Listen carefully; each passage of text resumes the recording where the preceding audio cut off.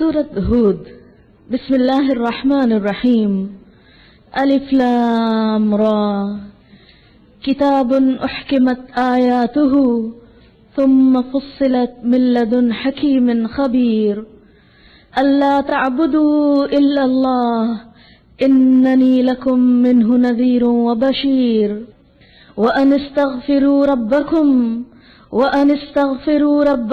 ثم توبوا الیہ يمتعكم متاعا حسنا إلى أجل مسمى ويؤتي كل ذي فضل فضله وإن تولوا فإني أخاف عليكم عذاب يوم كبير۔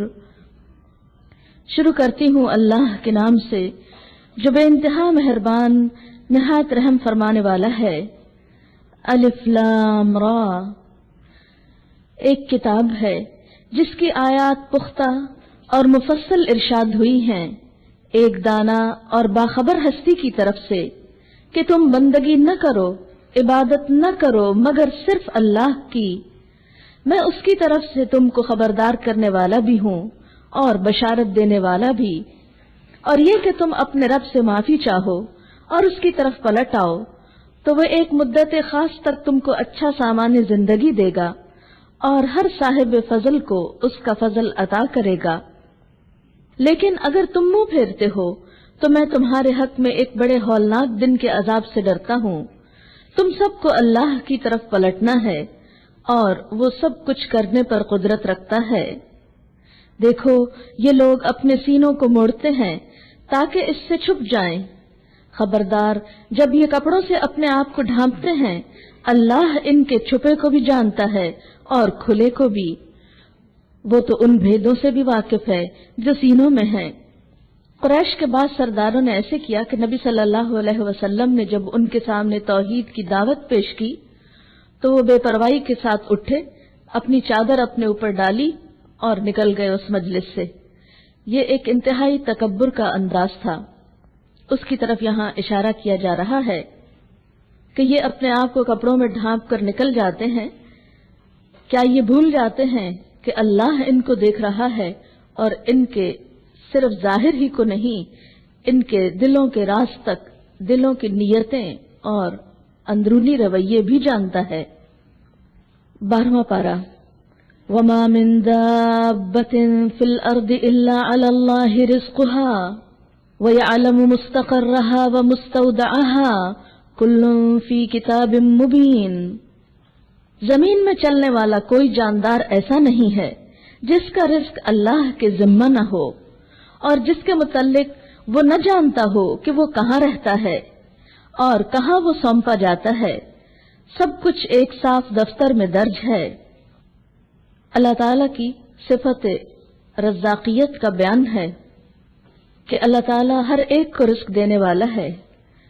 نہ صرف یہ کہ انسانوں کو بلکہ زمین میں جتنے بھی جاندار ہیں، چرند پرند، خشکی پر رہنے والے جاندار یا سمندر کے اندر رہنے والے جاندار، ان میں سے ہر ایک کی ضرورت مختلف ہے اور وہ سب کو رزق دے رہا ہے۔ ہر جاندار کے زندہ رہنے کے لیے اس نے تمام وسائل مہیا کر رکھے ہیں، اور نہ صرف یہ کہ وہ رزق دے رہا ہے بلکہ اس کو یہ بھی پتا ہے کہ کون سا جاندار دنیا میں کہاں رہ رہا ہے اور مرنے کے بعد اس کا ٹھکانہ کہاں ہوگا۔ اور وہی ہے جس نے آسمانوں اور زمین کو 6 دنوں میں پیدا کیا، جبکہ اس سے پہلے اس کا عرش پانی پر تھا، تاکہ تم کو آزما کر دیکھے کہ تم میں کون بہتر عمل کرنے والا ہے۔ اب اگر اے محمد صلی اللہ علیہ وسلم تم کہتے ہو کہ لوگو مرنے کے بعد تم دوبارہ اٹھائے جاؤ گے، تو منکرین فوراً بول اٹھتے ہیں کہ یہ تو سری جادوگری ہے، اور اگر ہم ایک خاص مدت تک ان کی سزا کو ٹالتے ہیں تو وہ کہنے لگتے ہیں کہ آخر کس چیز نے اسے روک رکھا ہے۔ سنو، جس روز اس سزا کا وقت آ گیا تو وہ کسی کے پھیرے پھر نہ سکے گا، اور وہی چیز ان کو آ گھیرے گی جس کا وہ مذاق اڑا رہے ہیں۔ وَلَئِنْ أَذَقْنَا الْإِنسَانَ مِنَّا رَحْمَةً ثُمَّ نَزَعْنَاهَا مِنْهُ إِنَّهُ لَيَئُوسٌ كَفُورٌ۔ اگر کبھی ہم انسان کو اپنی رحمت سے نوازنے کے بعد پھر اسے محروم کر دیتے ہیں تو وہ مایوس ہو جاتا ہے اور ناشکری کرنے لگتا ہے، اور اگر اس مصیبت کے بعد جو اس پر آئی تھی ہم اسے نعمت کا مزہ چکھاتے ہیں تو کہتا ہے کہ مجھ سے ساری تکلیفیں دور ہو گئیں، یعنی سختیوں کا دور گزر گیا، پھر وہ پھولا نہیں سماتا اور اکڑنے لگتا ہے۔ إِلَّا الَّذِينَ صَبَرُوا وَعَمِلُوا الصَّالِحَاتِ أُولَئِكَ لَهُم مَّغْفِرَةٌ وَأَجْرٌ كَبِيرٌ۔ اس عیب سے پاک اگر کوئی ہے تو بس وہ لوگ ہیں جو صبر کرنے والے اور نیکوکار ہیں، اور وہی ہیں جن کے لیے درگزر بھی ہے اور بڑا اجر بھی ہے۔ ہر انسان اس زندگی میں اچھے اور برے دونوں طرح کے حالات سے گزرتا ہے۔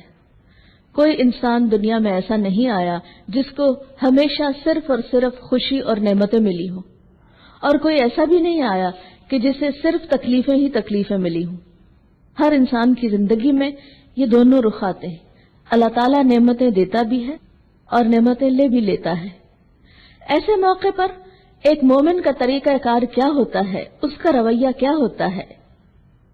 بخاری اور مسلم کی ایک حدیث میں آتا ہے کہ مومن کے لیے اللہ تعالیٰ کا ہر فیصلہ سراسر بہتر ہی بہتر ہوتا ہے، یعنی اچھا حال ہو یا برا حال یہ اللہ کے اذن سے ہوتا ہے اور یہ اللہ کے فیصلے سے ہوتا ہے، اور بندہ مومن کے حق میں ہر حال اللہ کی طرف سے بہتر ہی ہے۔ بظاہر اگر کوئی چیز ہمیں اپنے حق میں اچھی نہیں بھی لگ رہی اور تکلیف دہ لگ رہی ہے، لیکن اللہ کی طرف سے اسی میں ہمارے لیے بہتری ہوتی ہے۔ کس طرح کہ مومن راحت پا کر شکر ادا کرتا ہے اور بھلائی سمیٹتا ہے، تکلیف اٹھا کر صبر کرتا ہے، نیکی پاتا ہے۔ ایسا حال مومن کے سوا اور کسی کا نہیں ہوتا۔ پھر فرمایا مومن کو، یعنی مسند احمد کی ایک روایت ہے، مومن کو جو بھی غم، فکر اور تکلیف پہنچتی ہے، حتیٰ کہ اسے ایک کانٹا بھی چبھتا ہے، تو اللہ تعالیٰ اس کی وجہ سے اس کی غلطیاں معاف فرما دیتا ہے۔ مصیبت اور آزمائش مانگنی نہیں چاہیے۔ انسان کے لیے بہترین دعا عافیت کی دعا ہے، لیکن اگر اللہ کے اذن سے کوئی آزمائش آ جائے تو اللہ تعالیٰ اپنے بندے سے کیا پسند کرتا ہے کہ وہ صبر کا رویہ اختیار کرے اور اس میں بھی اپنے لیے کوئی سبق تلاش کرے، اور اس پر صبر کے بہترین اجر کو ہمیشہ اپنے سامنے رکھے، اور یہ یاد رکھے کہ اللہ صبر کرنے والوں کے ساتھ ہے اور انہیں بہترین اجر دینے والا ہے۔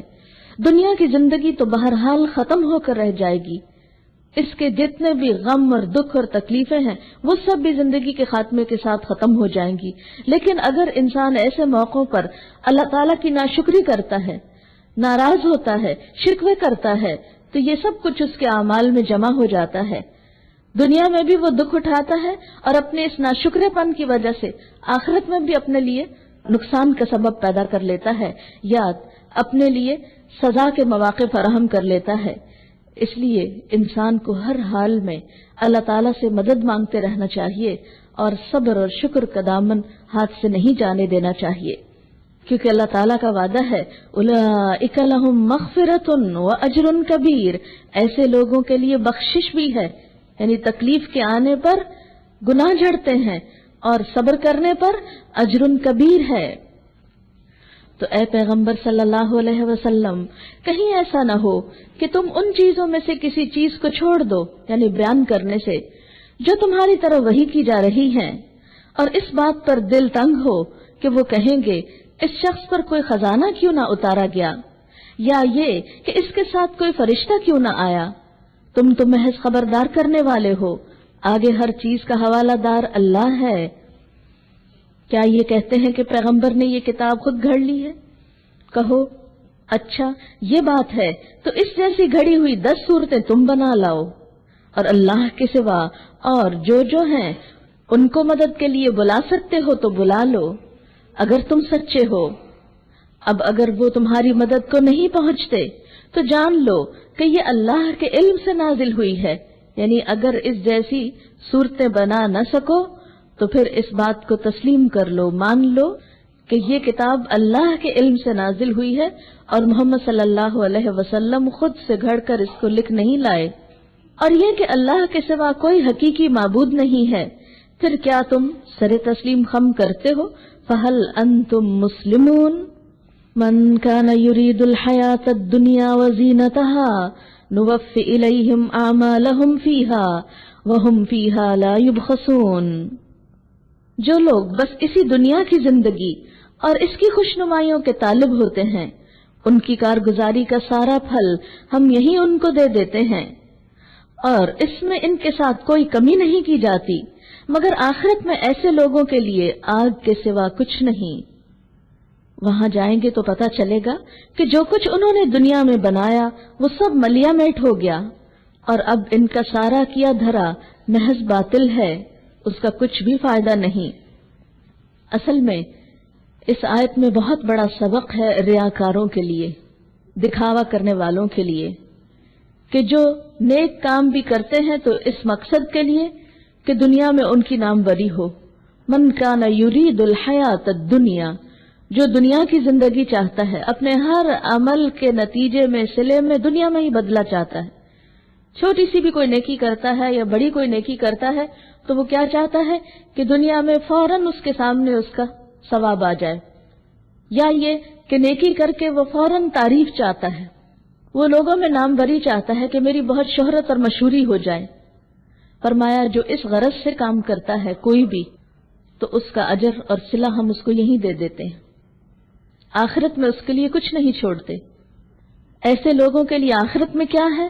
لیس لہم فی الآخرۃ الا النار، بس آگ ہے. وحبط ما صنعوا فیہا، اور دنیا میں جو کام انہوں نے کیے وہ سب ضائع ہو گئے، سب باطل ہو گئے، یہیں پر رہ گئے. آخرت میں ان کا کچھ بھی صلہ نہیں. کیوں نہیں؟ اس لیے کہ انما الاعمال بالنیات، عمل کی بنیاد تو نیت ہے. جب نیت میں یہ تھا، سوچ میں یہ بات تھی کہ دنیا میں فائدہ اٹھانا ہے تو دنیا میں مل گیا. جب آپ کی نیت ہی نہیں تھی کہ مجھے آخرت کا اجر چاہیے، مجھے اللہ کی رضا چاہیے، جب فکر ہی نہیں تھی کہ وہاں جا کر کیا ہوگا اور وہاں اس کی جزا مجھے لینا ہے، جب آخرت کا بدلہ سامنے ہی نہیں تھا، تو جو سامنے تھا وہی ملنا تھا، جو چاہتے تھے وہی ملا. یہ کیسے ہو سکتا ہے کہ آپ چاہیں تو دنیا اور ملے آپ کو آخرت میں؟ نہیں، آخرت میں اسی کو ملے گا جو آخرت میں بدلہ چاہے گا. لیکن اگر کوئی شخص آخرت چاہتا ہی نہیں، وہ دنیا چاہتا ہے، تو یہ اللہ تعالیٰ کا طریقہ نہیں کہ دنیا چاہنے والے کو پھر آخرت دے. اس لیے ہم سب کو اپنے اپنے اعمال، چھوٹے چھوٹے ہوں یا بڑے ہوں، کوئی بھی جو اللہ توفیق دے، ان سب کو کرنے سے پہلے ضرور یہ سوچنا چاہیے کہ میں یہ کیوں کر رہی ہوں، میں اس کے بدلے میں کیا چاہتی ہوں. اس کا یہ مطلب نہیں کہ دنیا کی بھلائی کے لیے انسان دعا نہ کرے، اس کے لیے تو دعا کرے، اللہ سے بھلائی مانگے. ربنا آتنا فی الدنیا حسنۃ وفی الآخرۃ حسنہ، اللہ ہم کو دنیا میں بھی بھلائی دے اور آخرت میں بھی. لیکن نیکی کرنے کے بعد، کسی کے ساتھ بھلائی کرنے کے بعد فوراً توقع نہ رکھ بیٹھے کہ میں نے اس کے ساتھ اچھا کیا، ابھی یہ میرے ساتھ اچھا کرے، اور اگر آج اس نے اچھا نہیں کیا تو کل میں بھی اس کے ساتھ اچھا نہیں کر رہا. یا اسی طرح کوئی بھی آپ نیک کام کرنے لگے اور آپ دیکھیں کہ کوئی آپ کو ریکگنائز نہیں کر رہا، کوئی آپ کی تعریف نہیں کر رہا، تو آپ ہمت ہار کے دل چھوڑ کے بیٹھ جائیں، مجھے تو کسی نے پوچھا ہی نہیں، اس لیے کیا فائدہ ایسا نیک کام کرنے کا. نہیں، نیک کام تو نیک کام ہے جس کی جزا ہم کو اللہ سے چاہیے. یہ عام مثال ہمارے معاشرے میں پائی جاتی ہے. مثلا لوگ نماز پڑھتے ہیں، جب دیکھتے ہیں کہ نماز پڑھنے کے بعد ان کی مشکل آسان نہیں ہوئی، مثلا کوئی بیماری نہیں گئی، کوئی مصیبت نہیں گئی، کوئی دکھ نہیں ٹلا، کوئی مطلب پورا نہیں ہوا، تو نماز ہی چھوڑ دیتے ہیں، دعا مانگنا چھوڑ دیتے ہیں. تو اس سے کیا پتہ چلتا ہے کہ وہ نماز کیوں پڑھ رہے تھے، دعا کیوں مانگ رہے تھے؟ کہ دنیا میں صلہ ملے. جب دنیا میں نہیں ملا تو انہوں نے عبادت ہی چھوڑ دی. اب ہمیں کیسے پتہ چلے گا کہ ہم جو کچھ کر رہے ہیں وہ دنیا کے لیے یا آخرت کے لیے؟ یہ پتہ چلے گا اس سے کہ کیا ہر طرح کے حالات میں، ہر طرح کے موسم میں، ہر طرح کی سچویشن میں ہم اللہ تعالیٰ کی اطاعت پہ جمے رہتے ہیں. کوئی جواب میں شکریہ کہے یا نہ کہے، ہم اپنی طرف سے بھلائی کرتے رہتے ہیں. اگر کرنے کی توفیق ہو رہی ہے تو انشاءاللہ تعالیٰ نیت بھی خالص ہو جائے گی. اور اگر انسان چھوٹی چھوٹی باتوں پہ دل ہار کر نیکی کا راستہ چھوڑ کر شیطان کے راستے پہ چل پڑے، تو بات یہ تھی کہ وہ تو نیکی بھی دراصل شیطان ہی کے طریقے پہ کی جا رہی تھی، وہ رحمان کی خاطر نہ تھی. کیونکہ اگر رحمان کی خاطر ہوتی تو پھر وہ باقی رہتی، کیونکہ وہ باقی ہے ہمیشہ سے ہمیشہ کے لیے۔ اور جو شخص ریاکاری کرتا ہے تو حدیث پاک میں آتا ہے کہ قیامت کے دن سب سے پہلے، صحیح مسلم کی حدیث ہے کہ جب حساب شروع ہوگا تو اللہ تعالیٰ سب سے پہلے ایک آدمی کو بلائے گا جو بظاہر شہید ہوا تھا، اس کو اپنی نعمتیں یاد دلائے گا، پوچھے گا تو نے کیا عمل کیے؟ وہ کہے گا یا اللہ میں نے جہاد کیا، یہاں تک کہ تیری راہ میں شہید ہو گیا۔ اللہ تعالیٰ فرمائیں گے تو نے جہاد اس لیے کیا کہ تیری ناموری اور شہرت ہو جو تجھے مل گئی۔ پھر حکم دیا جائے گا کہ اسے گھسیٹتے ہوئے لے جایا جائے اور جہنم میں پھینک دیا جائے، کیونکہ اس نے یہ نیکی کا کام محض دنیا کی شہرت پانے کے لیے کیا تھا۔ پھر اسی طرح معاملہ ایک عالم اور قاری کے ساتھ ہوگا جو بہت اچھا قرآن پڑھتا ہوگا، لیکن اس لیے پڑھتا ہوگا کہ لوگ اس کی تعریف کریں، اس کو بھی اللہ تعالیٰ اسی طرح نعمتیں یاد کرائیں گے اور بالآخر اس کو جہنم میں پھینکیں گے۔ اور اسی طرح مال خرچ کرنے والے کو بھی، جو بڑی بڑی سخاوت کرتا تھا لیکن صرف اس لیے کہ لوگ کہیں کہ واہ کتنا سخی ہے، کتنا دینے والا ہے۔ افمن كان على بينة من ربه ويتلوه شاهد منه ومن قبله كتاب موسى إماما ورحمة أولئك يؤمنون به ومن يكفر به من الأحزاب فالنار موعده فلا تك في مرية منه إنه الحق من ربك ولكن أكثر الناس لا يؤمنون۔ پھر بھلا وہ شخص جو اپنے رب کی طرف سے ایک صاف شہادت رکھتا تھا، اس کے بعد ایک گواہ بھی پروردگار کی طرف سے اس کی تائید میں آ گیا، اور پہلے موسیٰ علیہ السلام کی کتاب رہنما اور رحمت کے طور پر آئی ہوئی بھی موجود تھی، ایسے لوگ تو اس پر ایمان ہی لائیں گے۔ اور انسانی گروہوں میں سے جو کوئی اس کا انکار کرے تو اس کے لیے جس جگہ کا وعدہ ہے وہ دوزخ ہے۔ پس اے پیغمبر صلی اللہ علیہ وسلم، آپ اس چیز کی طرف سے کسی شک میں نہ پڑنا، یہ حق ہے تمہارے رب کی طرف سے ہے، مگر اکثر لوگ نہیں مانتے۔ اور اس شخص سے بڑھ کر ظالم اور کون ہوگا جو اللہ پر جھوٹ گھڑے؟ ایسے لوگ اپنے رب کے حضور پیش ہوں گے اور گواہ شہادت دیں گے کہ یہ ہیں وہ لوگ جنہوں نے اپنے رب پر جھوٹ گھڑا تھا۔ سنو، خدا کی لعنت ہے ان ظالموں پر جو خدا کے راستے سے لوگوں کو روکتے ہیں اور اس کے راستے کو ٹیڑھا کرنا چاہتے ہیں اور آخرت کا انکار کرتے ہیں۔ یہاں پر اللہ پہ جھوٹ گھڑنے کی بات کی گئی، اس سے مراد اللہ تعالیٰ کی ذات پر جھوٹ گھڑنا نہیں، بلکہ اس سے مراد اللہ تعالیٰ کی بات پر جھوٹ گھڑنا ہے۔ اللہ تعالیٰ اپنا پیغام سنانے کے لیے خود لوگوں کے سامنے نہیں آتا، وہ انسانوں میں سے پیغمبر بھیجتا ہے، اور پیغمبر چونکہ عام انسانوں میں سے ایک انسان ہوتے ہیں، اس لیے لوگوں کو شبہ ہو جاتا ہے کہ شاید یہ اپنے پاس سے باتیں بنا کر لا رہے ہیں۔ اسی وجہ سے ہم دیکھتے ہیں کہ بار بار اس بات پر اعتراض کیا گیا کہ اگر آپ پیغمبر ہیں تو پھر آپ کھاتے کیوں ہیں، آپ بازاروں میں چلتے پھرتے کیوں ہیں، آپ شادی کیوں کرتے ہیں، دنیاوی ضروریات کیوں پوری کرتے ہیں؟ تو چونکہ اللہ تعالیٰ انسانوں میں سے ہی اپنا پیغام سنانے کے لیے انسانوں کو چنتا ہے، اس لیے لوگ عام طور پر اسے انسان سمجھ کر اس کی بات کو معمولی سمجھتے ہیں اور اس کی طرف توجہ نہیں دیتے۔ ایسے لوگ دراصل اللہ کی بات کا انکار کر کے ایک جھوٹ گھڑتے ہیں، حقیقت کا انکار ہی دراصل جھوٹ گھڑنا ہے۔ ایسے لوگوں کا انجام کیا ہے؟ اولئک لم یکونوا معجزین فی الارض، بظاہر وقتی طور پر اگر وقت کے پیغمبر کی بات وہ نہ مان کر تکبر کا ثبوت دیتے ہیں اور اس کو بظاہر ایک معمولی انسان بتاتے ہیں اور سمجھتے ہیں کہ اس طرح وقتی طور پر جو وہ غلبہ پا گئے تو وہ اللہ تعالیٰ کے سامنے بھی طاقتور ہوں گے، فرمایا نہیں، وہ زمین میں اللہ کو بے بس کرنے والے نہ تھے اور نہ اللہ کے مقابلے میں کوئی ان کا حامی تھا۔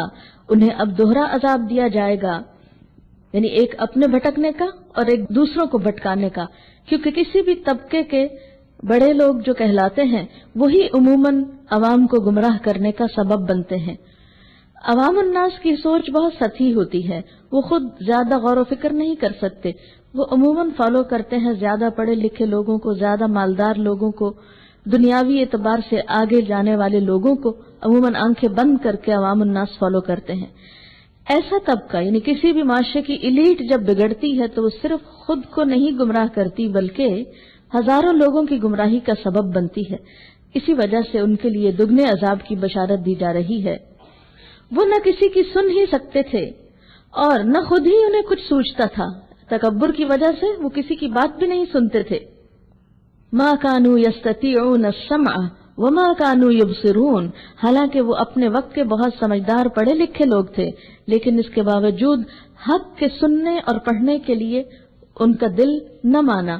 اسی لیے اللہ تعالیٰ فرماتے ہیں کہ ایسے لوگ جن کو اپنے خالق کی نشانی کی پہچان نہ ہو، وہ آنکھیں رکھ کے بھی نابینا ہیں اور کان رکھ کر بھی بہرے ہیں۔ یہ وہ لوگ ہیں جنہوں نے اپنے آپ کو خود گھاٹے میں ڈالا اور وہ سب کچھ ان سے کھو گیا جو انہوں نے گھڑ رکھا تھا، یعنی سارے نظریات ان کے باطل ہو گئے۔ ناگزیر ہے کہ وہی آخرت میں سب سے بڑھ کر گھاٹے میں رہے وہ لوگ جو ایمان لائے اور جنہوں نے نیک عمل کیے اور اپنے رب ہی کے ہو کر رہے۔ وَأَخْبَتُوا إِلَىٰ رَبِّهِمْ، اخبتوا عاجزی کی۔ اولئک اصحاب الجنہ، یہ لوگ جنت والے ہیں۔ ہم فیہا خالدون، وہ اس میں ہمیشہ رہنے والے ہیں۔ یہاں ایمان اور عمل صالح کے ساتھ ایک تیسری صفت کا ذکر کیا گیا ہے، اور وہ ہے اخبات۔ اخبات کیا ہوتا ہے؟ عاجزی اختیار کرنا، اپنی حیثیت کو پہچاننا، اللہ تعالیٰ کی عظمت کو پہچاننا، اور پھر اس کے بعد مکمل طور پر اپنے آپ کو اللہ کے حوالے کر دینا، کہ ہر حکم ماننے کے لیے تیار ہو جانا اور کسی بھی بات پر تکبر کا شائبہ تک بھی نہ پایا جانا۔ ایسے ہی لوگوں کے لیے دراصل جنت ہے۔ مثل الفریقین کالأعمى والأصم والبصیر والسمیع هل يستویان مثلا افلا تذکرون۔ ان دونوں فریقوں کی مثال کون سے؟ ایک وہ جو سنتے نہیں تھے، دیکھتے نہیں تھے، اور دوسرے وہ جو ایمان لائے اور جو عاجز بندے بنے نیک عمل کر کے۔ ان کی مثال ایسی ہے جیسے ایک آدمی تو ہو اندھا بہرا اور دوسرا ہو دیکھنے اور سننے والا، تو دونوں برابر نہیں ہوا کرتے۔ کیا یہ دونوں یکساں ہو سکتے ہیں؟ کیا تم کوئی سبق نہیں لیتے؟ افلا تذکرون۔ اب یہ بات کر کے آگے اللہ تعالیٰ بہت سی قوموں کے اب واقعات سنائیں گے جس میں آنکھیں رکھنے والے کم ہی تھے، سننے والے کم ہی تھے اور انکار کرنے والے زیادہ تھے۔ اسی وجہ سے نتیجہ کیا ہوا، انجام کیا ہوا کہ ایسی تمام قومیں جنہوں نے سمجھ بوجھ کا ثبوت نہ دیا وہ تباہ و برباد ہو کر رہ گئیں۔ وَلَقَدْ أَرْسَلْنَا نُوحًا إِلَىٰ قَوْمِهِ إِنِّي لَكُمْ نَذِيرٌ مُّبِينٌ أَلَّا تَعْبُدُوا إِلَّا اللَّهَ إِنِّي أَخَافُ عَلَيْكُمْ عَذَابَ يَوْمٍ أَلِيمٍ۔ اور البتہ تحقیق بھیجا ہم نے نوح علیہ السلام کو اس کی قوم کی طرف۔ انہوں نے جا کر کیا کہا؟ انی لکم نذیر مبین، بے شک میں تمہارے لیے کھلم کھلا خبردار کرنے والا ہوں۔ اور کیا پیغام ہے میرا؟ اللہ تعبدوا الا اللہ، کہ اللہ کے سوا کسی کی عبادت نہ کرو۔ انی اخاف علیکم عذاب یوم علیم، میں تمہارے بارے میں دردناک عذاب سے ڈرتا ہوں۔ جواب میں اس کی قوم کے سردار جنہوں نے اس کی بات ماننے سے انکار کیا تھا بولے، ہماری نظر میں تو تم اس کے سوا کچھ نہیں ہو کہ بس ایک انسان ہو ہم جیسے، اور ہم دیکھ رہے ہیں کہ ہماری قوم میں سے بس ان لوگوں نے جو ہمارے ہاں گھٹیا تھے بے سوچے سمجھے تمہاری پیروی اختیار کر لی ہے، یعنی حق بات کو قبول کرنے والے ان کو ناسمجھ نظر آئے، معمولی لوگ نظر آئے۔ اور یہ ہر دور میں ہوتا رہا ہے کہ جو شخص دنیا کے مفادات قربان کر کے اللہ کی طرف بڑھتا ہے لوگوں کی نظر میں وہ ناسمجھی ہوا کرتا ہے، حالانکہ وہ خود ناسمجھی کا ثبوت دے رہے ہوتے ہیں کہ اتنی بڑی آخرت اور ہمیشہ ہمیشہ کے فائدوں کو چھوڑ کر وہ معمولی دنیا کے حقیر فائدوں پر مر مٹتے ہیں۔ اور ہم کوئی بھی چیز ایسی نہیں پاتے جس میں تم لوگ ہم سے کچھ بڑھے ہوئے ہو، یعنی دنیاوی پیمانوں پہ ناپتے ہیں کہ کون بڑا ہے کون چھوٹا ہے، حالانکہ اللہ کی نظر میں حق کو قبول کرنے والا ہی بڑا ہے، خواہ وہ دنیاوی اعتبار سے کوئی بھی حیثیت نہ رکھتا ہو۔ بلکہ ہم تو تمہیں جھوٹا سمجھتے ہیں۔ اس نے کہا، اے میری قوم کے لوگوں، ذرا سوچو تو صحیح، اگر میں اپنے رب کی طرف سے ایک کھلی شہادت پر قائم تھا اور پھر اس نے مجھ کو اپنی خاص رحمت سے بھی نواز دیا مگر وہ تم کو نظر نہ آئی، تو آخر ہمارے پاس کیا ذریعہ ہے کہ تم ماننا نہ چاہو اور ہم زبردستی اس کو تم پر لازم کر دیں۔ وَيَا قَوْمِ، اور اے میری قوم، میں اس کام پر تم سے کوئی مال نہیں مانگتا، تم میرا اخلاص تو دیکھو کہ میں تم سے کوئی مفادات نہیں چاہتا، میرا اجر تو اللہ کے ذمہ ہے، اور میں ان لوگوں کو دھکے دینے سے بھی رہا جنہوں نے میری بات مانی۔ ہر دور کے متکبرین کا اپنے پیغمبروں سے یہی تقاضا رہا کہ چونکہ غریب عوام